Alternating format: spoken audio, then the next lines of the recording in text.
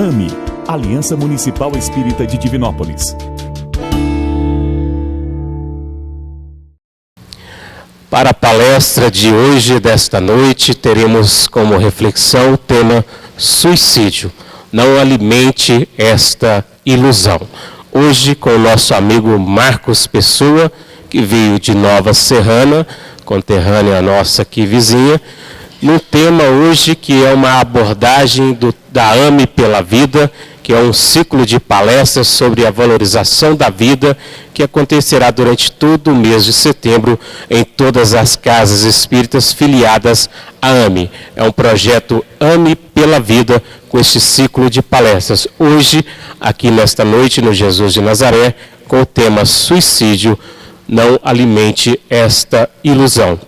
Marcos Pessoa é atuante líder espírita lá em Nova Serrana, dedicado e comprometido com a divulgação do espiritismo, goza de grande conceito e admiração no movimento espírita em geral, palestrante experiente e profundo conhecedor da proposta de Allan Kardec.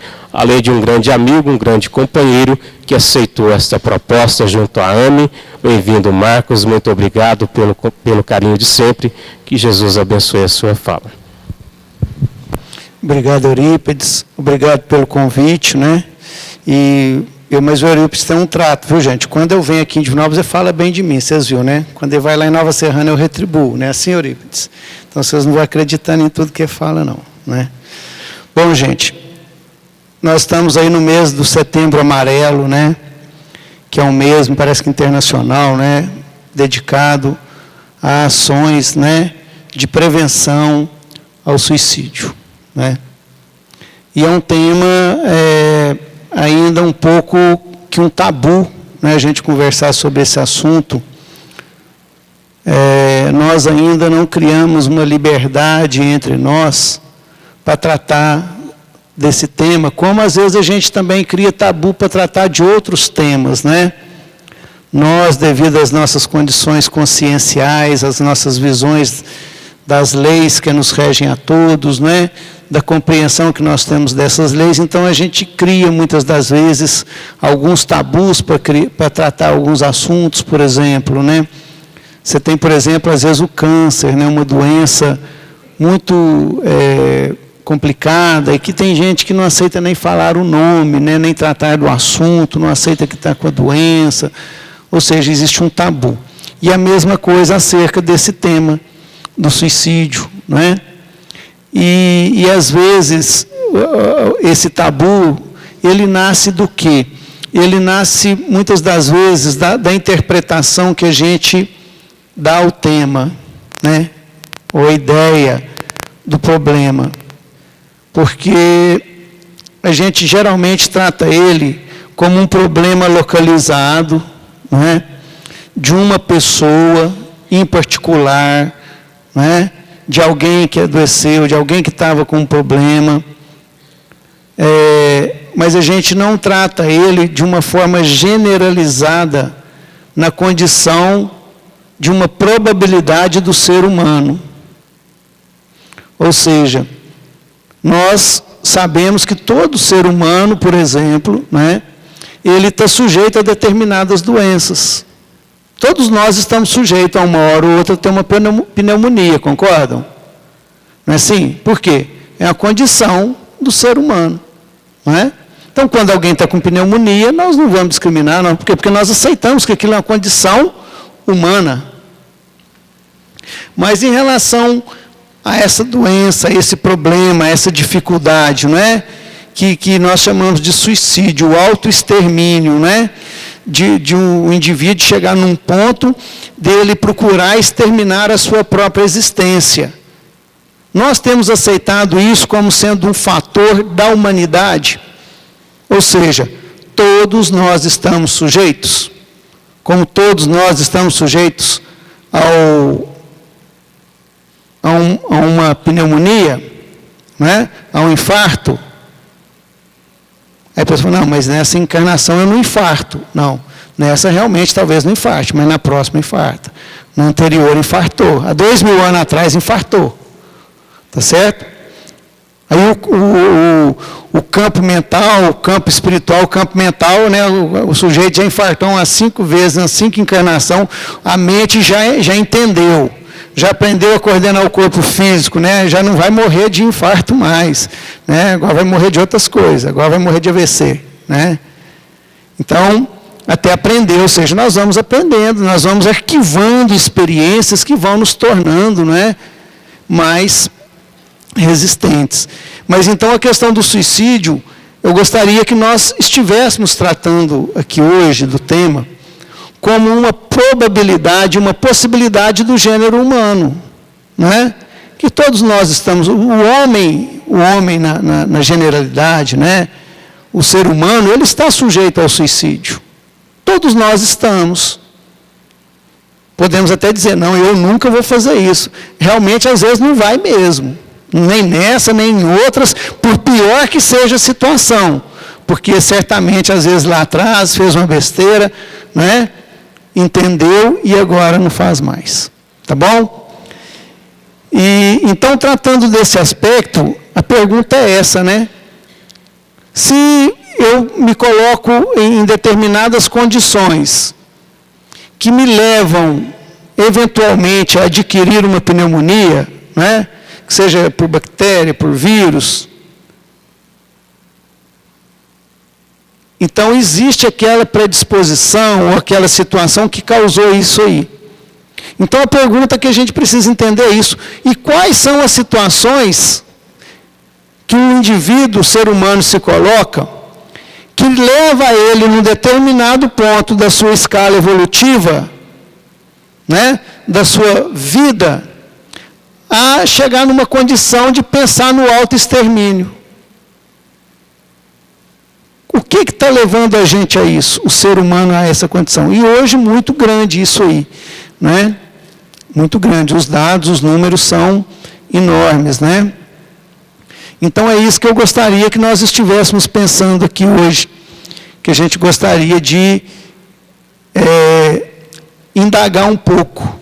Talvez nós não vamos responder todo esse questionamento, porque é um assunto complexo. Como nós dissemos aqui no meio das perguntas, agora há pouco, né, não existe regra de uma coisa, porque nós somos seres humanos, cada um de nós é um universo à parte. Então, cada um de nós tem uma visão diferente da vida, uma vivência diferente. Tá? Mas a doutrina espírita, ela vem com alguns esclarecimentos que são muito importantes para nós, que vem dar uma luz, né, como sobre diversos assuntos, ela vem trazer uma luz nova, uma claridade nova acerca desse aspecto. Penso eu que talvez o fato mais importante que a doutrina espírita traz para nós, acerca do tema, é a doutrina comprovar, por fatos, né, irrefutáveis, no dizer do Sr. Allan Kardec, que a vida continua. Ou seja, nós somos seres imortais. Não tem como morrer. Nós não vamos morrer. Então, ou seja, não tem como suicidar. Tá certo? Você pode extinguir a vida do seu corpo físico dessa encarnação. Mas a sua vida você não tira. Não é? E esse, né, é a primeira decepção do suicida.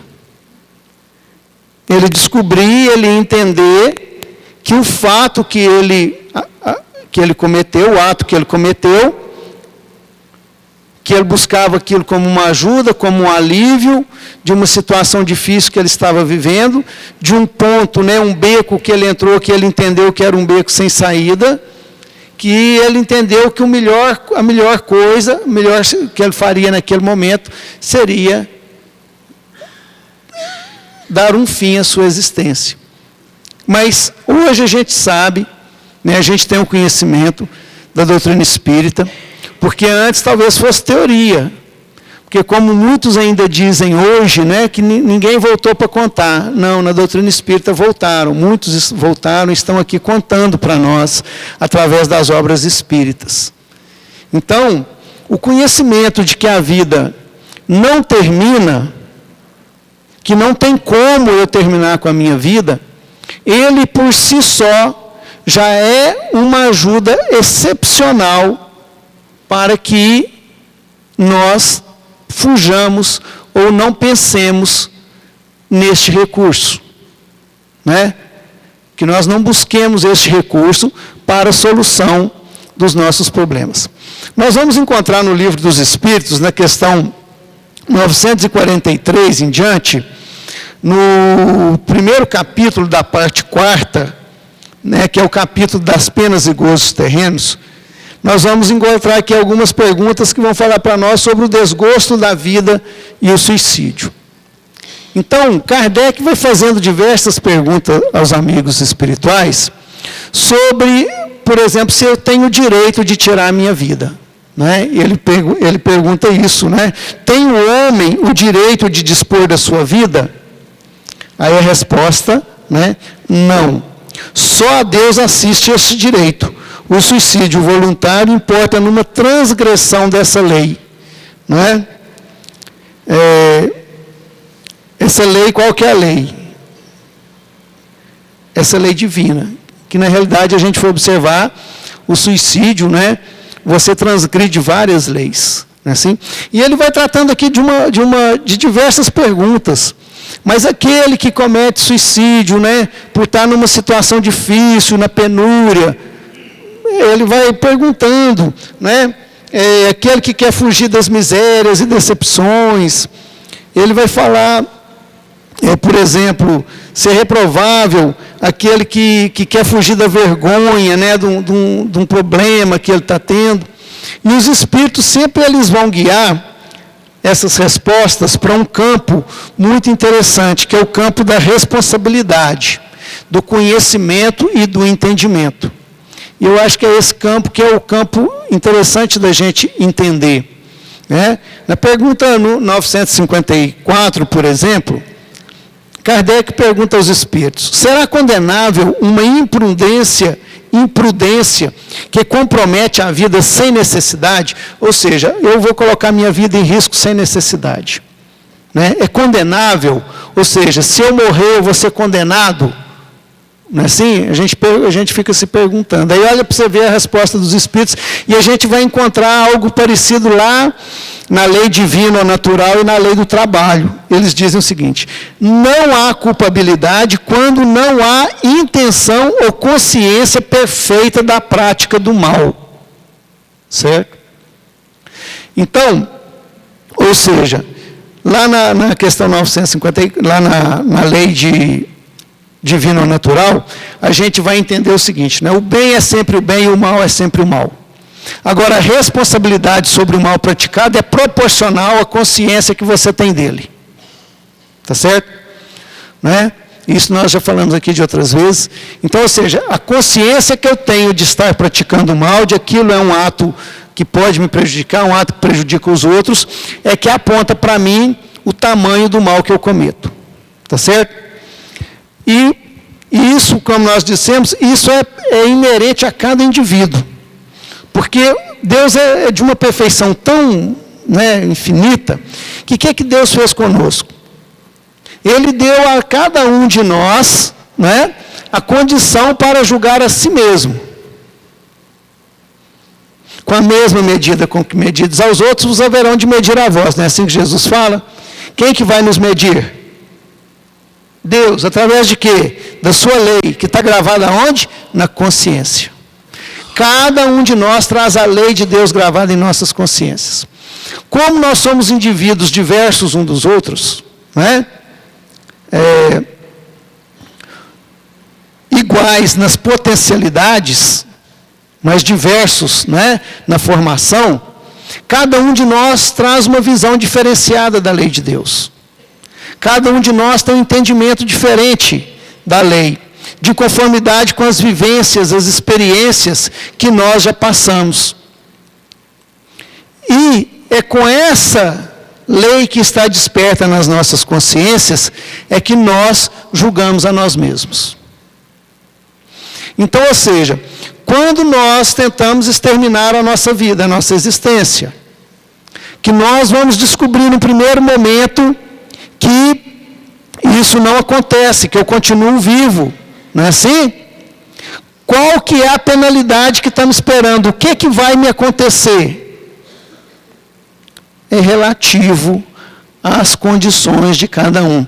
Como a lei humana diz o seguinte, há atenuantes, não é assim? A lei dos homens coloca atenuantes. E a lei de Deus, mais do que ninguém, também tem os seus atenuantes. Por quê? Porque está na consciência do indivíduo conforme ele vê. Então, ou seja, se dentro de mim, a minha lei ainda é aquela lei de Talião, olho por olho, dente por dente, onde eu não tenho compreensão, não tenho entendimento, onde eu sou um espírito bélico, rebelde, não é? que eu não aceito nenhum poder acima de mim, eu me rebelo contra as leis, contra as pessoas, contra a organização social e tudo, ou seja, eu julgo a vida desse jeito, julgo as pessoas desse jeito e também julgo a mim desse jeito. É fato, não é? Então, se eu chegar numa condição dessa, qual que vai ser a lei que vai me julgar? Não é assim? É aquela que está viva na minha consciência. É aquele entendimento que eu tenho da vida, das coisas. Porque se eu tivesse muito amor, não é? Se eu fosse um espírito que amasse muito, que compreendesse, que tivesse uma elevação moral, primeiro que nós não chegaríamos nessa condição de suicida. Mas, né, vamos abrir um parênteses aqui, imagina que chegasse. Ah, mas eu ia me amar tanto, não é? Que não ia me culpar. Mas não vai chegar lá. Então, ou seja, existem atenuantes. Se eu coloquei a minha vida em risco para salvar de outra pessoa, não é um atenuante? A culpabilidade é menor. Agora, a gente sabe, os amigos espirituais vão nos dizer o seguinte, né? Que o sofrimento que nós enfrentamos, quando nós procuramos essa saída para as nossas dores, para os nossos problemas, que o maior sofrimento que nós encontramos na Terra, não é? Ele não chega aos pés do menor sofrimento daquele que entra nessa condição. E eu acho interessante a gente indagar disso, porque eu gosto muito de perguntar, né? Me perguntar e me responder, e procurar as respostas. Porque eu fico pensando, bom, se a vida é eterna, se nós somos seres imortais, não é? Não vou morrer mais. Eu não estou gostando dessa vida aqui, né? Ou encarnei, deu ruim aqui, não está bom, não gostei do governo, né? Está com crise lá fora, lá em casa não estou dando certo com o pessoal. Ó, gente, até logo, viu? Estou indo embora, né? Me mato, né? Pronto, daqui a um tempo vou reencarnar e vou fazer outra existência, né? A gente podia pensar, não podia ser desse jeito, né? Tranquilo, não gostei, dou fim, dou cabo da minha vida e depois eu resolvo. Assim, mas então por que existe essa dor, esse sofrimento? Por que é uma contravenção às leis divinas? Não é? A gente fica pensando. Porque a gente simplesmente dizer assim, é uma contravenção à lei divina. Ótimo. Não é? Eu já entender isso, se eu for um espírito não rebelde, para mim já basta. Eu entender o que acontece, né, com o suicida, o sofrimento no plano espiritual, uma próxima vida onde eu vou ser levado a passar pelas mesmas dificuldades que eu passei, e é igual repetir de ano, né?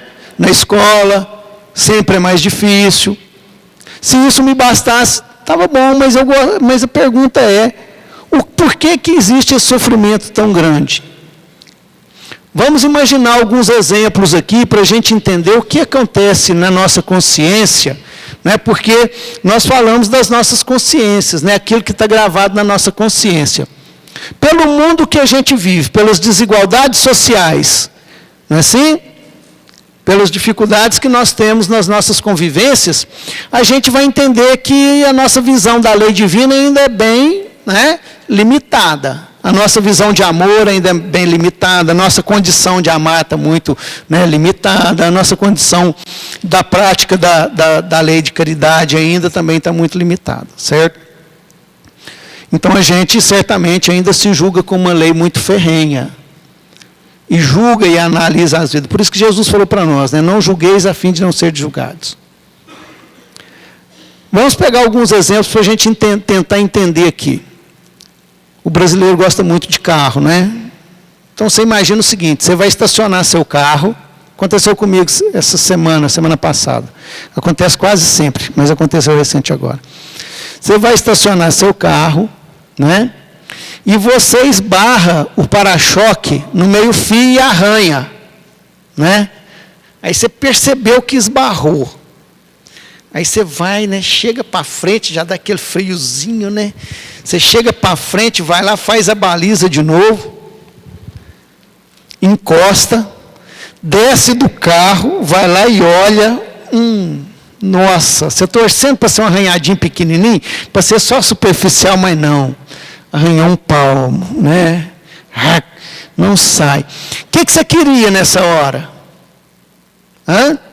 Voltar atrás, né? Nossa, dá uma vontade de voltar um minutinho atrás, né? Assim? Nossa, se eu pudesse voltar o tempo um minutinho, né? Para mim não arranhar meu carro. Olha para vocês verem, nós estamos falando de um bem material. É só um arranhadinho.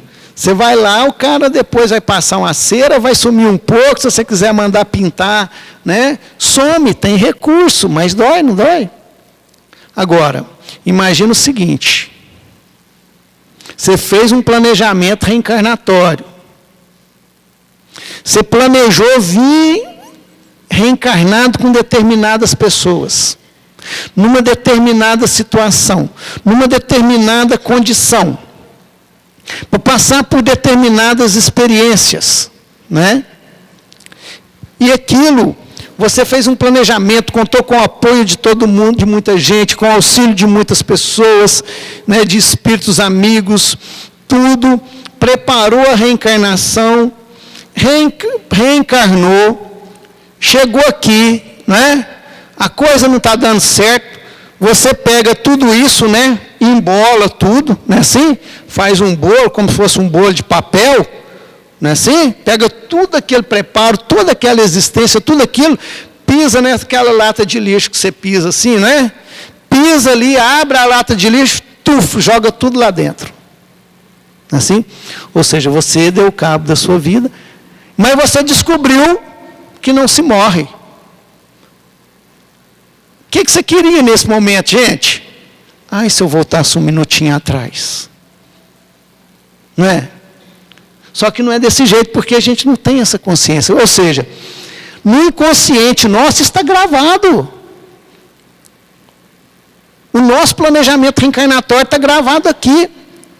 Tanto que a gente vai ver que tem pessoas que chegam perto de você e mais ou menos vai te dizer mais ou menos o que é que você vai enfrentar na vida e tudo, né? Por aqui, os médios, o pessoal que lê mão, essas coisas. Mas por quê? São médios, captam, né?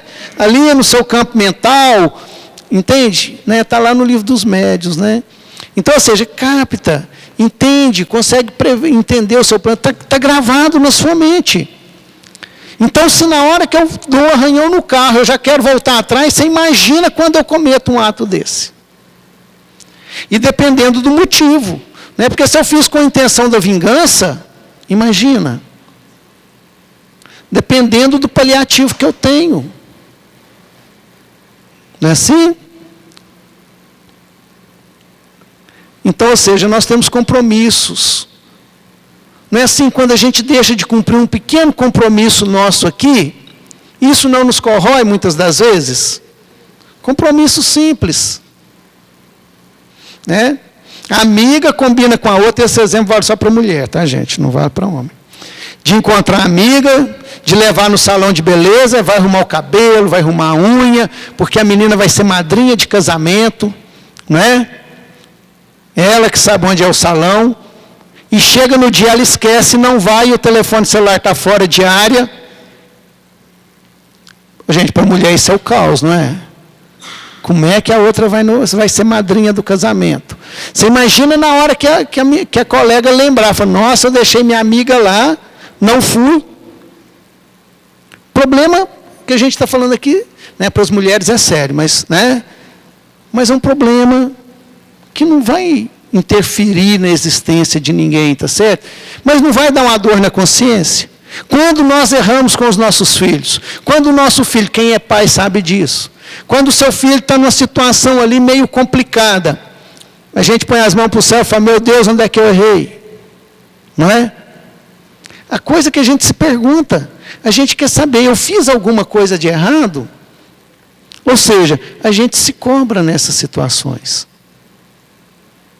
Então, quando eu desanimo, eu desisto, e nós não estamos aqui jogando a culpabilidade em ninguém, estamos apenas tentando narrar os fatos e entender o porquê que é tão grave, o porquê que o sofrimento é tão grande. Ou seja, a minha consciência me cobra daquilo que eu não consegui cumprir. E é uma dor muito grande, não é assim? Porque nós convivemos conosco mesmo e com irmãos nossos que vivem nos seus desatinos, muitas das vezes por não acharem que estão conseguindo cumprir com as suas obrigações, com seus deveres, não é? E nos leva a problemas complicados, nos leva aos vícios, não é? Às drogas, às bebidas, às crises nervosas, às depressões, às crises de ansiedade, quando nós não estamos entendendo que algo a gente está deixando de fazer, que está gravado no inconsciente. Então essa dor é muito grande. Agora,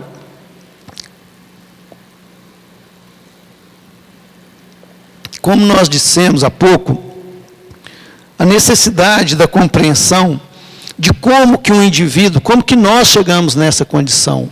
Por que que o ser humano, ele pode, num determinado momento, chegar à condição do autoextermínio? É assim? É uma pergunta que a gente tem que fazer. O Márcio estava aqui falando agora, que a prima dele, de 18 anos, tirou a vida material, agora, semana passada. E muitas das vezes, o que a gente pergunta? Assim, por que foi? As pessoas falam assim, não sei. Não sabe. Às vezes tinha algum problema, às vezes, mas para nós era um problema pequeno, às vezes nem se sabe dos problemas. Às vezes era uma coisa que você imagina, gente, mas como que pode a pessoa chegar num desespero de cometer um ato desse por uma coisa que para nós parece ser tão banal? Uma coisa que seria fácil de resolver. Tivemos um problema lá em Nova Serrana, né, Kátia? Daquele rapaz lá da Câmara, me parece, que chegou num ato desse por uma questão relativamente simples. E uma pessoa boa, uma pessoa trabalhadora, uma pessoa normal do cotidiano. Então, ou seja, é uma condição humana que a gente precisa entender por que isso chega. E tem uma pergunta no Livro dos Espíritos, que é a 943, que é a primeira pergunta desse subitem, desgosto da vida, suicídio, que ela é muito importante. Ela diz o seguinte, olha, de onde nasce o desgosto da vida que, sem motivos plausíveis, se apodera de certos indivíduos? As ideias do suicídio, do autoextermínio, elas começam por quê? Por um desgosto da vida, não é assim? Nós não estamos nos achando, não está legal a vida. O que eu estou fazendo não está legal, não está me dando prazer, não está me dando satisfação, não estou gostando, tem alguma coisa errada. E é interessante que a vida é uma coisa maravilhosa, Jesus falou, eu vim para que tenhais vida e vida em abundância, e a tenham em abundância, Então, a vida é algo simples e algo maravilhoso.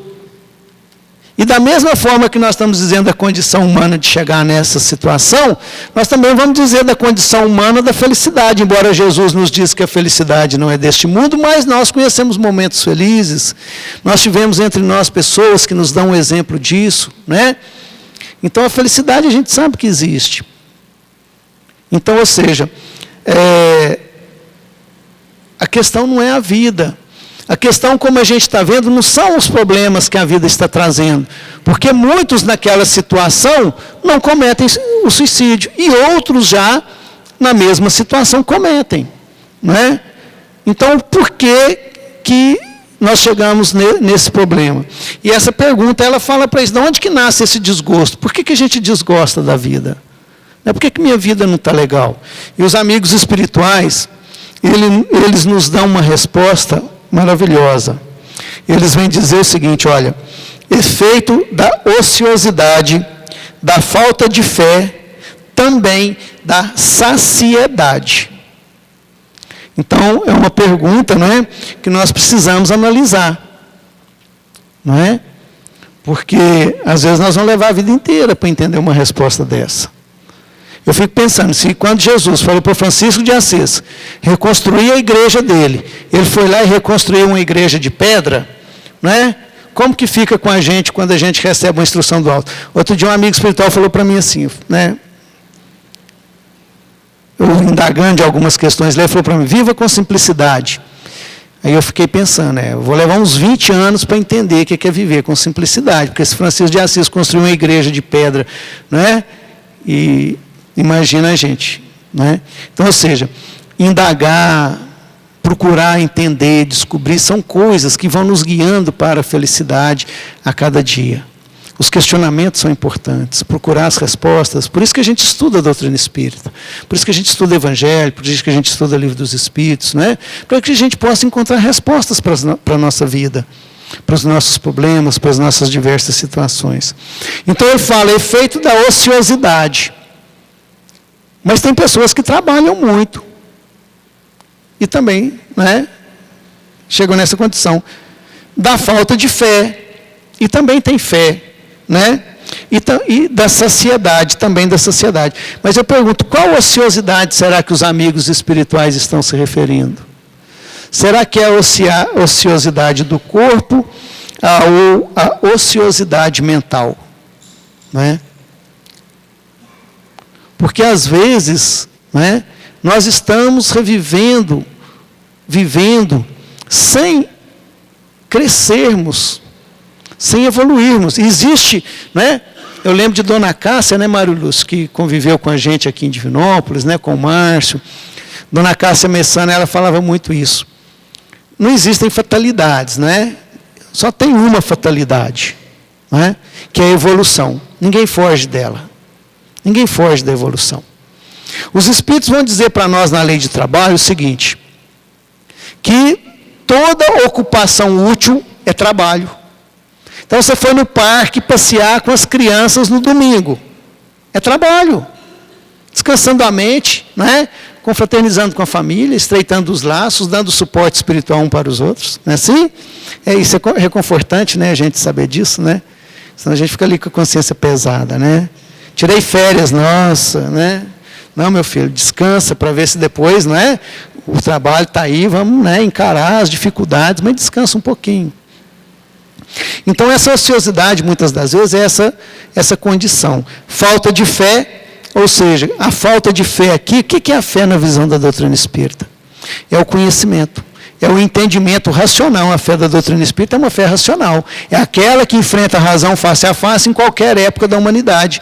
Está na introdução aqui do Evangelho, não é isso? Bom,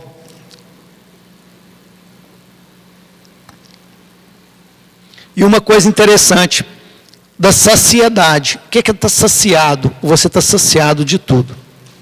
Esse eu acho que talvez seja um dos maiores problemas desse desgosto da vida. O que significa essa saciedade? Também está ligado à lei de evolução. Ou seja, você está fazendo as mesmas coisas que você faz, talvez, há séculos.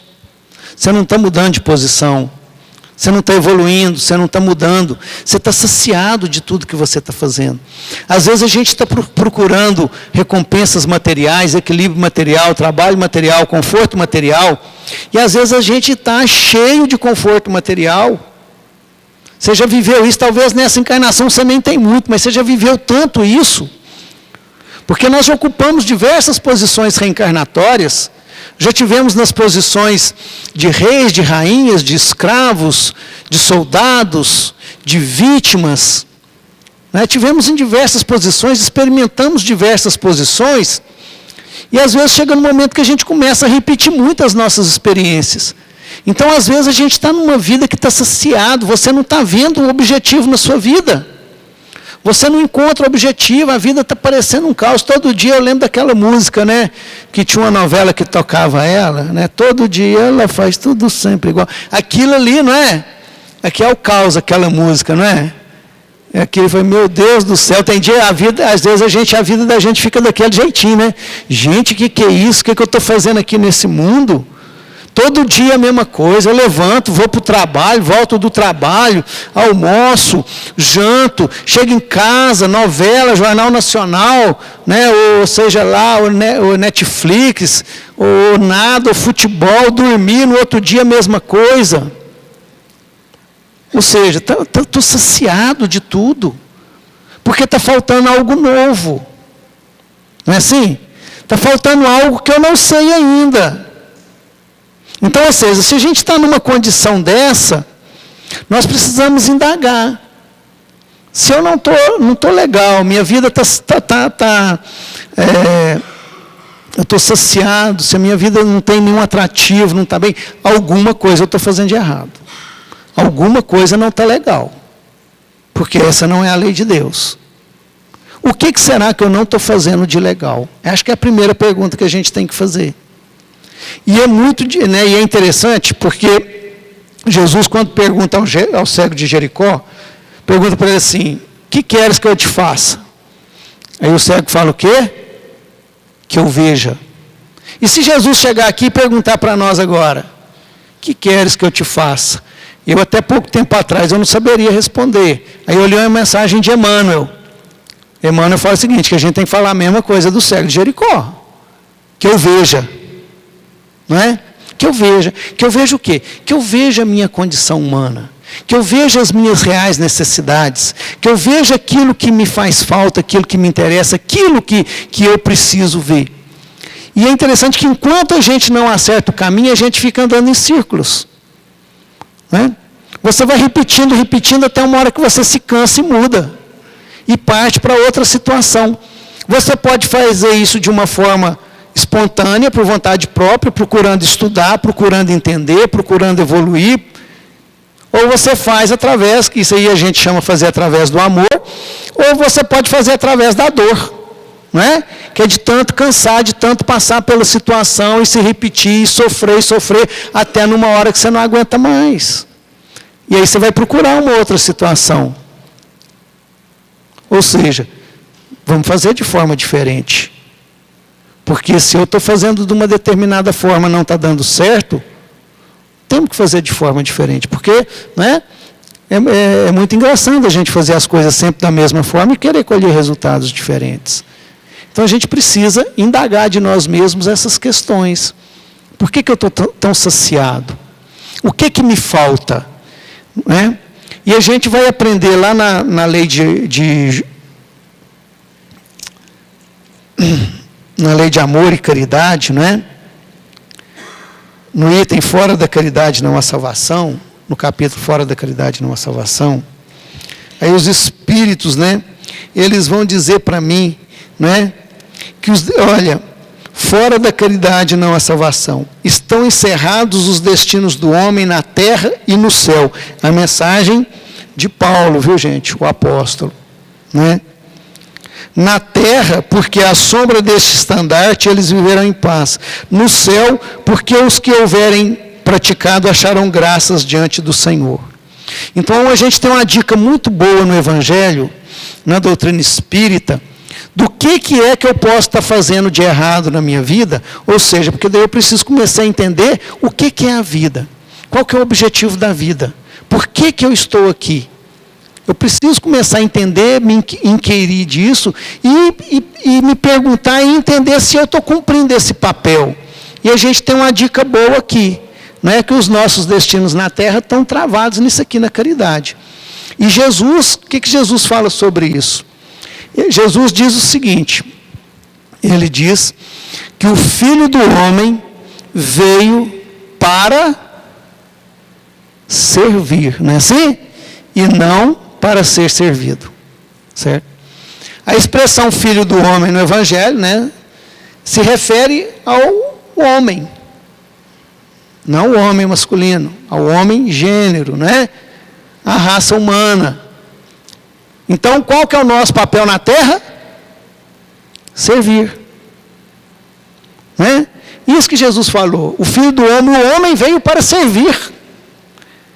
Emmanuel vai falar, tudo na natureza serve a um propósito. Tudo serve. Vocês já imaginaram uma árvore? Imaginem uma árvore. Né? Para que uma árvore vive? A árvore vive única e exclusivamente para servir. Ela serve de ninho, ela produz oxigênio, né? Ela ajuda no clima, ela dá madeira para a construção. É um ser, né, que serve à humanidade, que serve à natureza como um todo. Um elemento vital na natureza. E se a gente for olhar na natureza, tudo serve a um propósito. Quando eles tornaram Yellowstone, né, nos Estados Unidos, um parque nacional, o parque nacional mais antigo, talvez do mundo, nos Estados Unidos, 1800 e final do século XIX, eles acharam muito interessante acabar com os predadores do parque. Então mataram os lobos todos e tudo, né? Agora estão tendo que trazer os lobos de novo, porque mudou completamente, né, a fauna, porque parou de ter castor, porque como não tinha predador para matar os alces comem a comida do castor, comem a comida dos coelhos, se produzem em demasia e atrapalha todo o ecossistema. Então, tudo na natureza serve a um propósito. Né? E aí a gente vê a nossa condição. Ou seja, a nossa evolução, a gente vai ver lá no Evangelho segundo o Espiritismo, uma parte, na lei de amor, que diz o seguinte, né? Que o Espírito resgatou, a matéria resgatou o Espírito. Não é?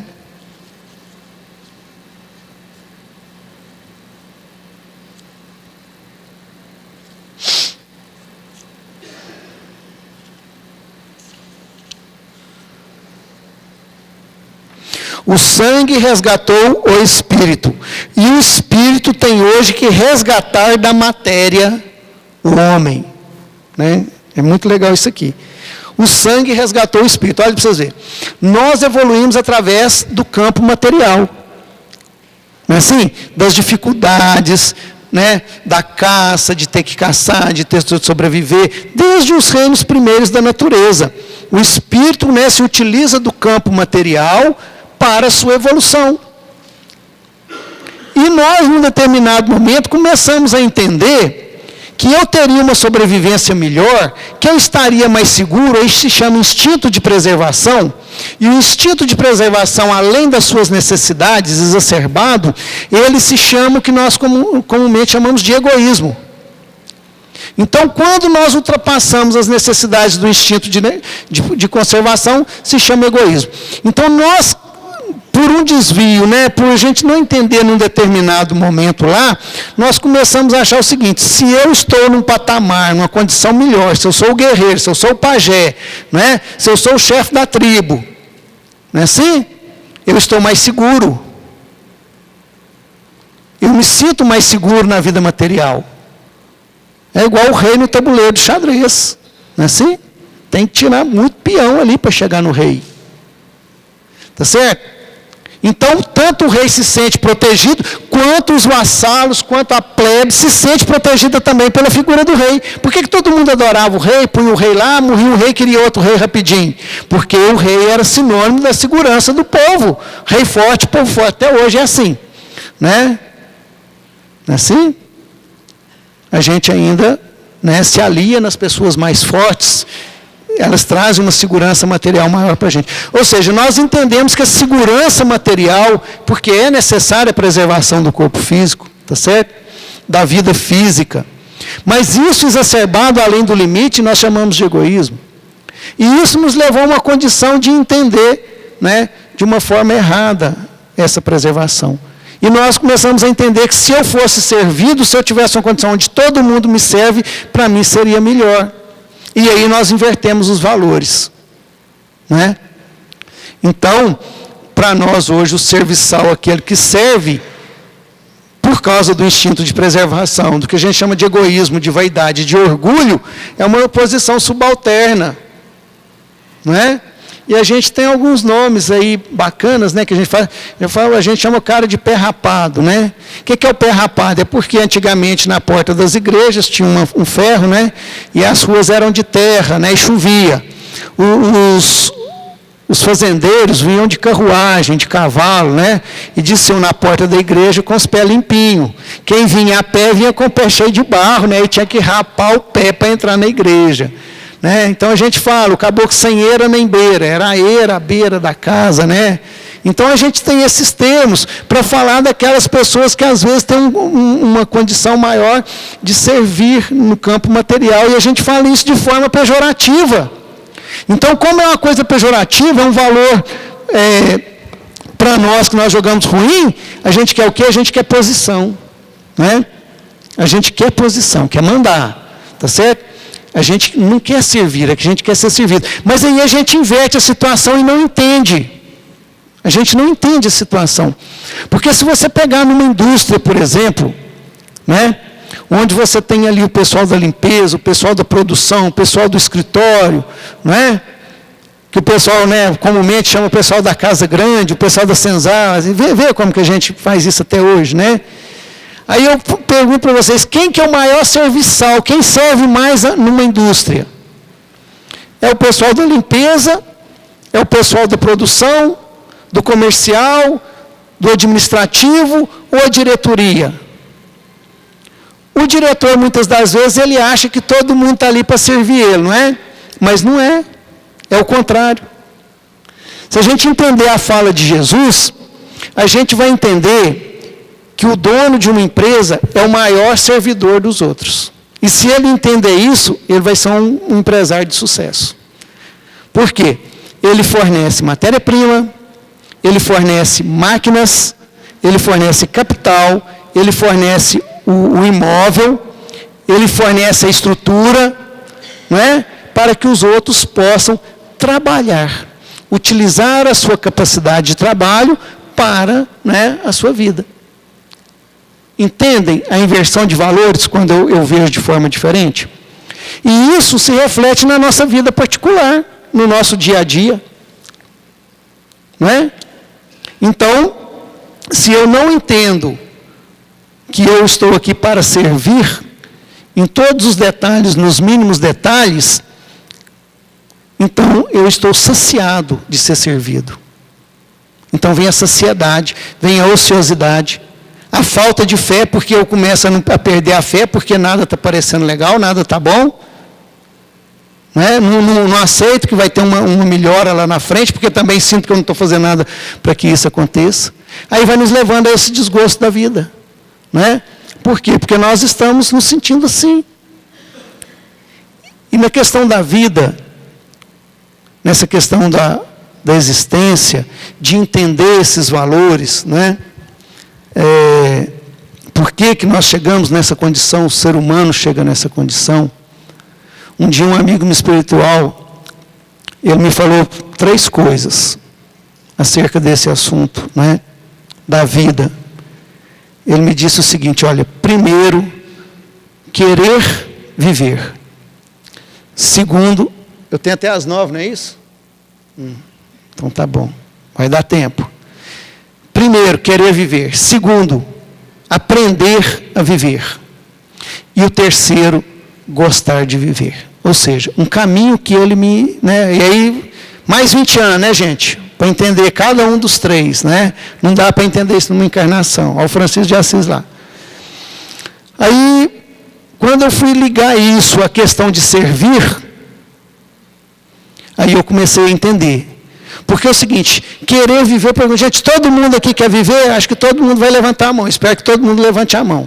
Agora, você quer viver com a vida que você tem? Você quer viver com quem você é? Você quer viver na sociedade que você está inserido, na família que você está inserido, na condição social, no sexo, cor, tudo, na sua vida que você tem, numa cidade... Não é? Eu lá vou falar de Nova Serrana, que aqui eu sei que não acontece isso, com as ruas cheias de buraco. não é? Lá em Nova Serrana tem, aqui não deve ter, né? E são condições da vida. Um dia eu andando de carro, que é um monte de buraco, aí na hora eu falei, não reclama não. Porque querer viver, eu tenho que viver do jeito que a vida está me colocando. Porque se eu não viver do jeito que a vida está se desenvolvendo ao meu redor, no meio onde que eu estou colocado, eu não quero viver. Querer viver é viver dessa forma que está aqui. E querer viver é o quê? Querer. Será que eu quero servir? A primeira condição é eu me convencer que eu quero servir, que eu preciso servir. Né? Lá no AA. Qual que é a primeira condição do AA? Reconhecer que se tornou impotente perante o álcool. Porque às vezes a família está doidinha para o cara parar de beber. Eu falo assim, vem conversar com a gente, mãe, então eu falo assim, mas ele quer parar de beber? Não, ele não quer de jeito nenhum, ele acha que ele não tem problema. Eu falo, meu filho, então não tem jeito não, hein? Primeiro você tem que convencer ele que ele não pode beber. Se ele não entender que ele não pode beber, que faz mal para ele não vai parar de beber nunca. Não é assim? A mesma coisa, se eu não entender isso, eu não aceitar na minha vida que a minha condição, que o Filho do Homem veio para servir, como que eu vou aceitar isso? Como que eu vou tentar aprender o segundo passo? Não é do não, mas é o nosso aqui, né? Aprender a viver. Não é? Aí veio a questão da simplicidade, que eu falei com vocês, com um amigo espiritual dia, falou assim, viva com simplicidade, né? Você acha que eles vão fazer um discurso, né? Vão falar um monte de coisa, te dar uma receita, desenhar para você, né? Ele vem e fala 3 palavrinhas, viva com simplicidade. Agora o trabalho... Então, ou seja, aí a gente começa a indagar, o que é viver com simplicidade? Né? O que é aprender a viver? Ou seja, se eu aceito que eu vim para servir, o que é servir? Porque eu preciso saber o que é servir, não é? Senão fica aquela história do cara, né, que vai ajudar a senhora a atravessar a rua, né, e depois sai todo arranhado. Mas por que não? Porque ela não queria atravessar a rua, né? Custei fazer uma boa ação, ajudar a dona a atravessar a rua, mas ela não queria atravessar a rua. Ou seja, o que é servir? Eu preciso aprender. Aí a gente tem uma parábola boa, que é a parábola do bom samaritano, né? Onde que ele vai encontrar uma pessoa que foi assaltada, né, que foi tirado tudo, bateram nela, e ela estava caído à beira do caminho.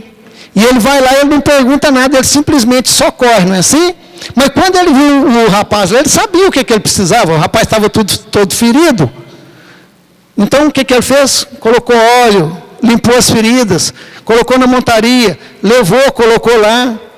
Então, ou seja, servir também, ajudar também é uma condição que nós precisamos aprender, que nós precisamos estudar. Porque não é servilismo, não me fugiu a palavra. Não é ser subserviente. Né? Porque às vezes a gente faz as coisas em casa, ou faz as coisas para alguém, né? E fica suspirando, né? Ai, ninguém me ajuda, ninguém me ama, ninguém me quer. Ô vida, aqui nessa casa tudo sou eu, mas eu sirvo a todo mundo. Bom, está servindo? Não é? Está servindo aos outros ou está servindo ao seu orgulho, à sua vaidade de dizer que serve? Porque aquilo que a gente faz, a gente tem que fazer com prazer, com bom gosto. E eu lembro do Simão Pedro, né, lá em São Gotardo, a gente conversando, ele falou assim, olha, que a gente precisa fazer o que gosta. Mas se eu tenho que fazer o que eu não gosto, que eu aprenda a gostar do que eu faço. Às vezes você tem que fazer uma coisa que não é muito a sua afinidade, aprende a gostar, ou vai ficar fazendo revoltado o resto da vida. Não é? Então, gente, aprender a servir é isso. Né? A gente descobriu uma forma de levar a vida com simplicidade. Esses dias eu já descobri alguma coisa de viver com simplicidade. Não é simplicidade, né? No trajar, não, né? Porque vocês já viram que eu estou até de sandalinha aqui, o pessoal chama de sandália da humildade, né? Que meus pés pegam fogo, então eu me dou, vocês me desculpem estar de sandália, estar sentado é por causa do problema de coluna. Mas será que viver sandália com simplicidade é calçar sandália havaiana? Hoje, na nossa época era, né, Mário Lúcio? Né? O caboclo era muito simples. Hoje em dia é até status, né? Andar de havaiana, porque é internacional, né? Assim, ninguém usava havaiana, hoje todo mundo usa havaiana. Mas será que é isso? Viver com simplicidade? Aí o amigo espiritual já me deu uma dica, né? Ou seja, se ocupe menos mentalmente com as coisas que não te cabe resolver. As coisas que não vão influenciar, que não vão fazer mal nem bem.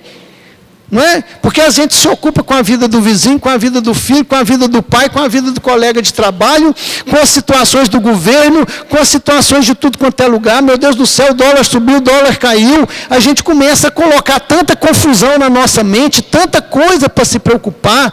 Não é? E aí a gente fala, gente, se não for eu nessa casa, nada faz.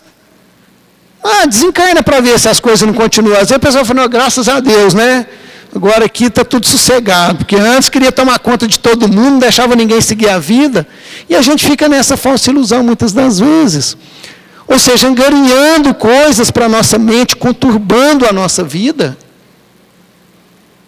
para que depois a gente possa gostar de viver, não é? Gostar de viver.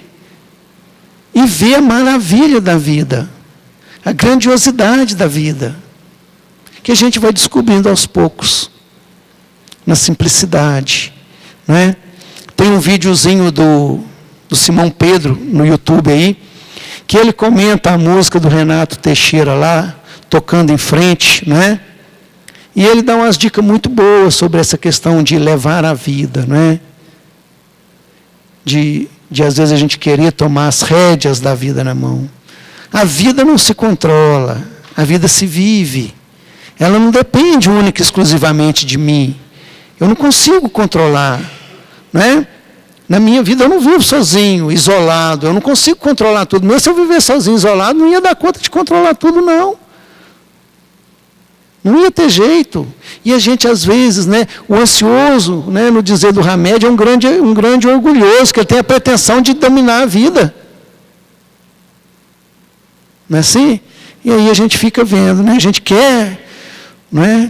Às vezes a gente faz isso, a gente é calculista, né? Vou sair de Nova Serrana 2 horas, vou passar na casa da Cátia, vou pegar a Lena, vou pegar a Cláudia, não, eu vou fazer isso, vou chegar em tal lugar, tal hora, vou fazer... A gente mede, né? Às vezes arquiteta tudo. Aí o carro fura o pneu, entendeu? Acontece um problema.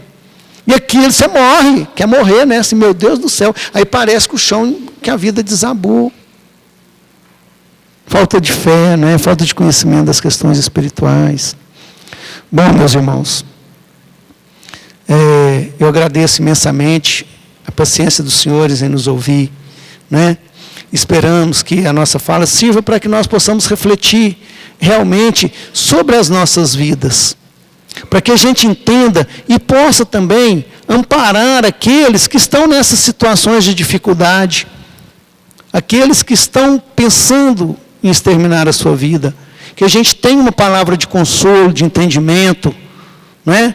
Para cuidar, porque se a gente chega numa pessoa que está com pneumonia, você não vai condenar ela. E se você chega numa pessoa que está falando de suicídio, cuida dela. Ninguém fala de suicídio à toa. Quando a pessoa está falando de suicídio, ela está pedindo socorro. Ela está externando aquilo que ela já não consegue mais. Então não é chantagem, não é brincadeira. Não é? Ou seja, ela está chegando numa condição de total insatisfação com a sua vida. E nós vimos aqui que pelos desvios que nós podemos cometer ao longo da caminhada, na falta de entendimento e compreensão das leis que nos cercam, não é? Daquilo que nos guia para a felicidade suprema, que às vezes a gente pode estar indo por um caminho que nos leva nessa condição. E às vezes os nossos companheiros, infelizmente, estão nessa condição. Né? E aí nos cabe o auxílio, né? Já começar a treinar a nossa capacidade de servir. Que Jesus nos abençoe a todos, muita paz e até a próxima oportunidade.